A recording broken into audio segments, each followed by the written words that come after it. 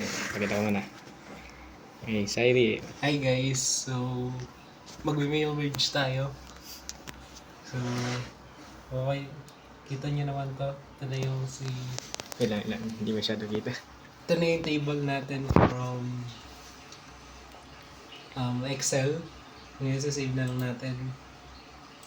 Pwede natin siya save dito or save a copy or save as. Pero na-save na to guys. So, dito na tayo.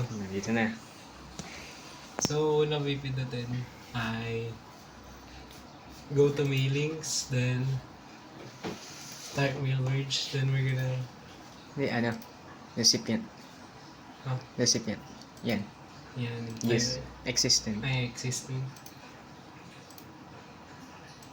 Yan. Existing is then Kaya punta ka muna sa home. I hope pala na. Yan. Then hanapin natin yung file na galing sa Excel. So, mtk enter. Ayun. Yun, open, then okay.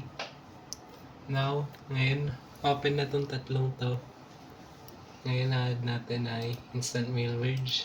So, dito, I'm gonna add the address. Ay, organization muna pala. Okay. Add the organization.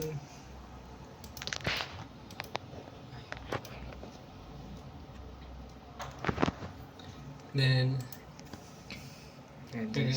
address, then zip code.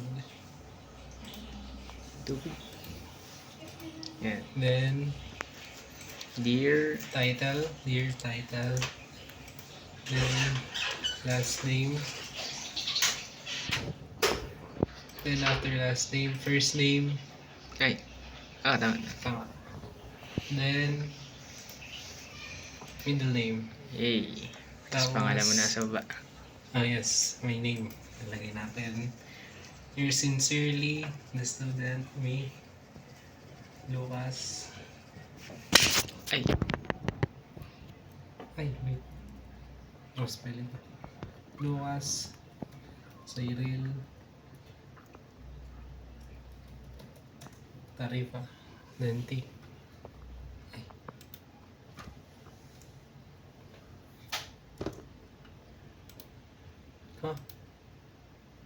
Yun. Ngayon, we're gonna finish the mail merge.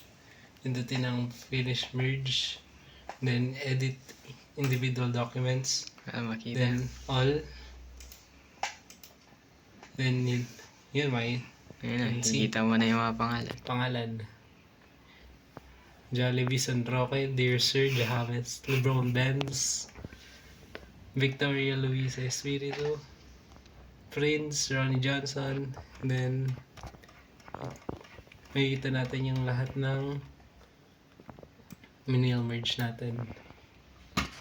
So, that's it guys. Thank you. Bye.